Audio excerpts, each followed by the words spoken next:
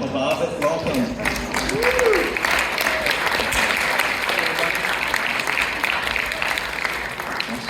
Hey, I'm Michael Nesmuka. Come on over here, we'll take the center stage. Hey, y'all. I think it's a natural at this.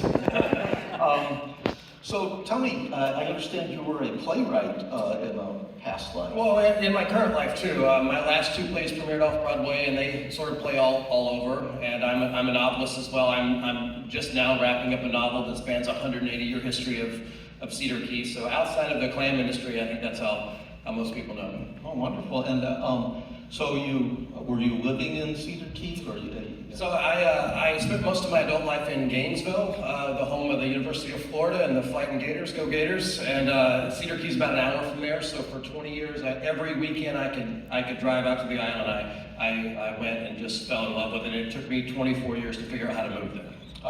And so then you, I guess you befriended some people there. Yeah, the mayor, Heath Davis, he has one of the larger clam farms there. And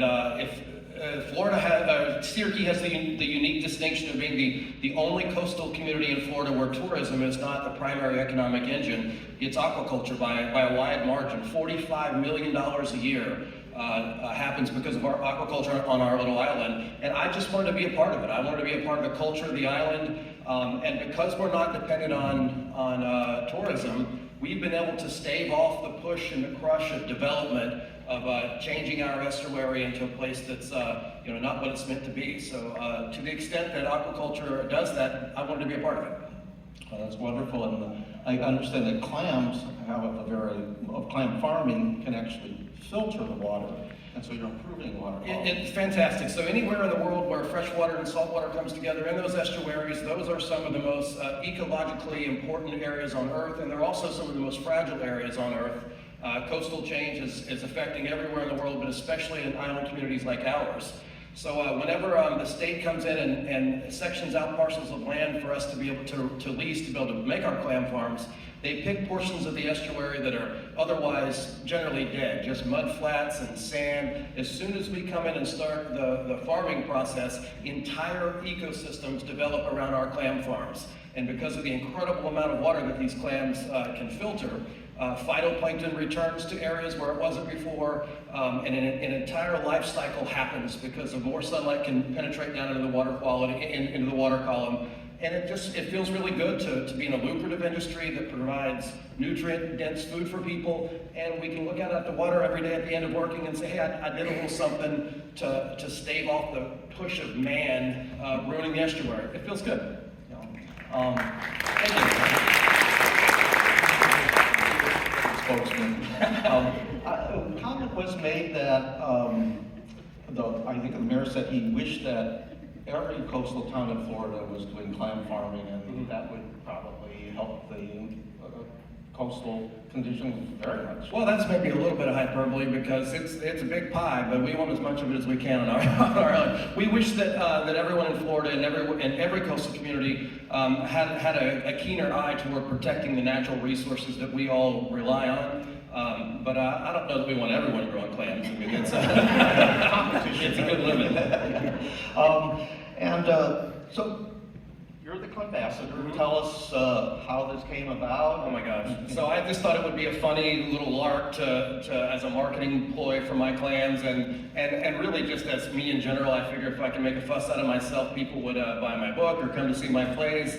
But in a little small, close-knit southern community like Cedar Key, it wasn't met with too much enthusiasm. But over time, as I've continued to do everything I can to help the island, I also sponsor a charity shark swim where we swim from the main island out to a barrier island and raise money for shark conservation and for our school. Eventually, they've learned to put up with me, and now I can ride around the town and it's like, hey, Clambassador, how's it going? But I'm just so you know, I'm in on the joke that this is totally absurd, and I don't walk around like this all the time. Well, and I appreciate how it goes beyond clam farming and shark protection and on and on. Well, I appreciate that. My family's been in Florida 2 or 3 generations before we were a state. Have a deep and abiding love affair, maybe an unhealthy relationship with that state. but anything I can do to protect it and so that my son and maybe my grandson and my great-grandchildren can experience the natural wonder of Florida like I did, I'm all in for that. Wonderful. We could open it up to a question or two. Okay, if sure. we have a little time. Are there any questions? I think we have a microphone. I just wanted to ask, like, what is the distance of the shark swim that you host? It's almost exactly a half mile, and that seems like a long way, and it is. But we line the race course with clam boats. And I don't know if you've noticed on our clam boats, there's no back on the back. The water can freely wash on and off the back, which makes it easier for us to haul in our clams. It also makes it easy for people who thought they could swim a half mile and decide they can to just belly up on one of those boats and ride it out to the end. Is it like is it or just more like a? Well, it is competitive. I mean, we have a variety of categories. So at the low end of the competition scale would be people riding inflatable shark floaties across, and someone's going to get there first and win, but that's not necessarily the point of the event. But come on out. It's in August. You can go to cedarkeysharkswim.com and read all about it. It's a pretty interesting event. All right, thank you. Yeah, thank you. Here in the front. What's the name of the clam on your shoulder? The name of the clam on my shoulder? Yeah. His name is Arthur, and I just made that up right now. But I would like to thank Anastasia Overton back home in Florida for crocheting this for me and giving it to me. One more question.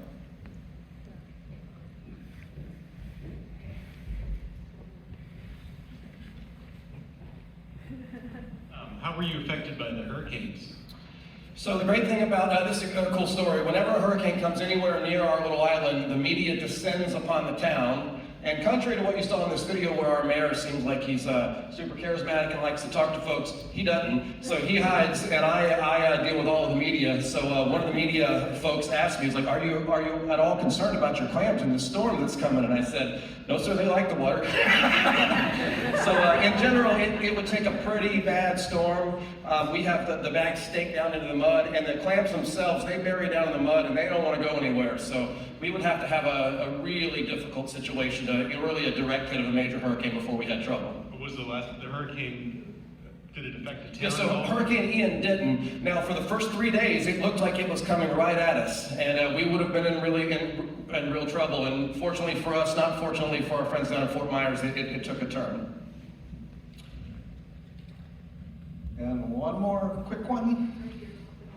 While we're waiting on the microphone to get there, I want to make sure to say thank you to Mirador Studios, Alex Davidowski, and Tom Miller, who made this a passion project. It took an entire year to film this, from when I first got into the business until my clams were big enough to shoot those harvest scenes. So thanks so much to those guys for putting in the work.